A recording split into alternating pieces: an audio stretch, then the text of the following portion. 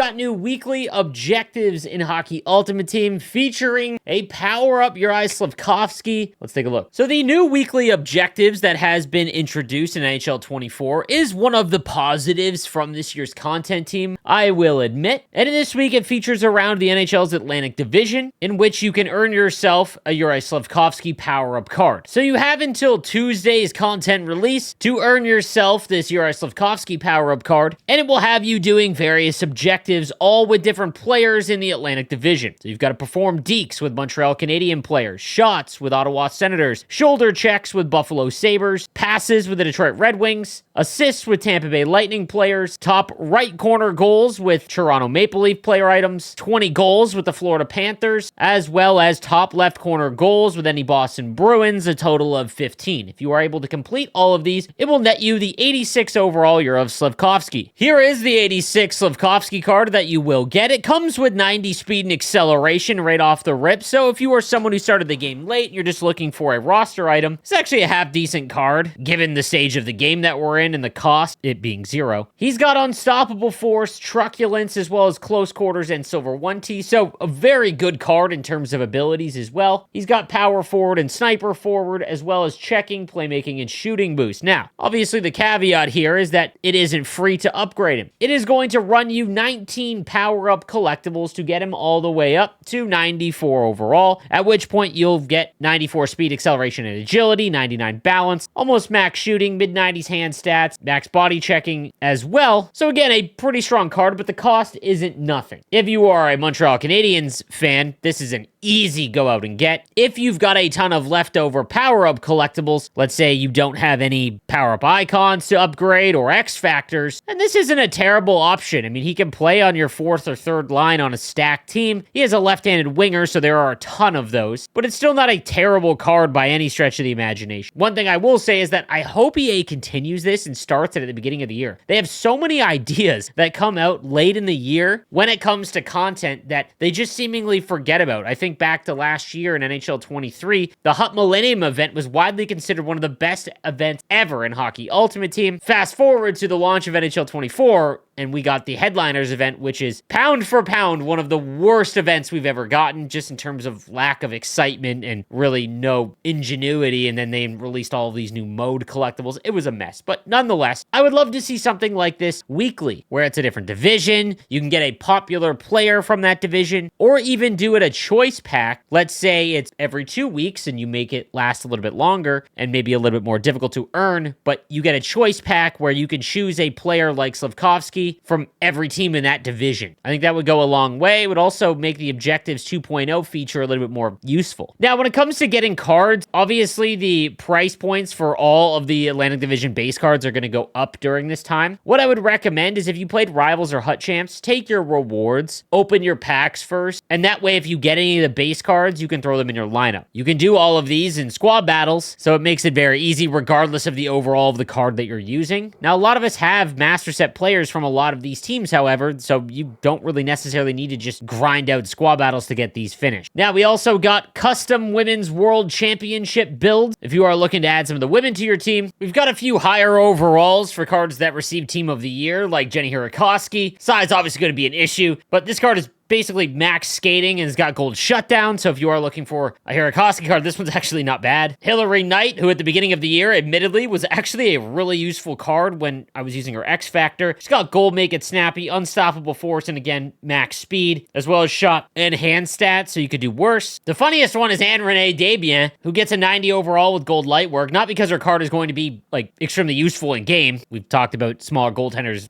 all year long, or for the last, like, decade. But her X Factor finally gets an upgrade, which is crazy, because it just goes to show that EA, in terms of their making sure that all of these cards get upgrades over the year, just is no longer something that we can rely on, because this is the first time she's gotten an upgrade from my memory. We've also got a brand new Team of the Week that features all, like, grinder forwards that have a pretty fun ability set list in Truculence, No Contest, Unstoppable Force, and Back At Ya, highlighted by the 94 Garnet Hathaway, only 90 speed and acceleration, but again, just a fun mix of abilities. Any of of these cards, if you got like a bunch of them, would actually be like hilarious Hut Champs run, just because you could just go and mash everyone because there's so many AP points available now. You've got Cal Clutterbuck, Sean Corrali, for example, but there isn't really any that have a mass amount of skating, which obviously is going to hinder their value. On defense, we've got Jeremy Lozon. Low key, if you play fantasy hockey, unbelievable just because of the amount of hits that he gets. He does have Enforcer defenseman as well, so he's got 93 speed there. Same abilities here. Back at you, bouncer, no contest, truculence. I actually prefer this way to do team of the week, where it's highlighting a certain set of players. Simone Benoit, again, the same ability list. I actually kind of like this instead of trying to min-max every single one and just get a lot of boring cards for the most part. I will be honest, though. And then finally in net, we've got Jordan Binnington, which actually fits this one pretty well. But I mean, all or nothing. Like, it's just fun. Like, they're just doing this for fun. I don't hate it. Obviously not going to be super useful in game, however. Here's some food for thought, because as you guys know, I've been really big into MLB this year. I want to show you guys something that I think would translate really well. So instead of team of the week cards, imagine these are all just base cards. This can be done in NHL, which is why I want to highlight this. But imagine Garnet Hathaway's base card for this week instead went to 94 overall, and you gave him the same ability. I just think that this would be a much more fun way and would also make base cards extremely valuable. It would actually get you to collect them as opposed to just trading them in immediately. Obviously, team builders and something would have to be done, but imagine if you made the team builders and you didn't lose the base cards. For anyone that's never played MLB, here is what the collection stream will look like. These are all the base cards or the live series cards. And as you can see, Ryan McMahon had a hell of a game. So because he clobbered a walk-off grand slam for the Rockies, for a week, he was jacked up from a 75 to a 93, and you can see all the attributes get added here. This would just be such a fun change in NHL, and I know going to a live series where all of these cards, if you don't play MLB, they will go up and down every 2 weeks based on their real life performance. EA does not have the capacity to do that. That would require more resources and more employees. That's just not going to happen. But for team of the week specifically, there's no reason why you can't take his base card and just jack it up, and then at the end of the week, it goes back down. I don't see any reason why that would be an issue. But let me know what you think in the comments section down below. Thank you guys again for watching. I'll see you next time. Have a good one.